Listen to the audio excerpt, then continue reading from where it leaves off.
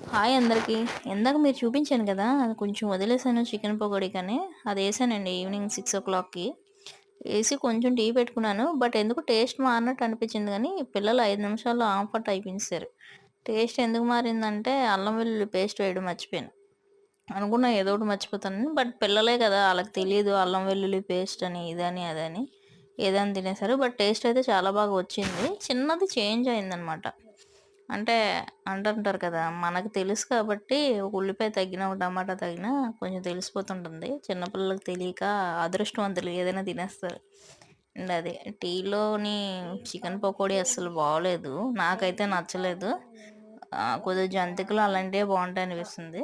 But పిల్లలు తినేసారు. కొంచెం 2 ముక్కలు ఉంచుదాము నైట్‌కి చారుతో నంచుకు పెడదామంటే అసలు ఒక్క ముక్క కూడా వదలకుండా తిన్నారనమాట. అంత బాగా టేస్టీగా వచ్చింది.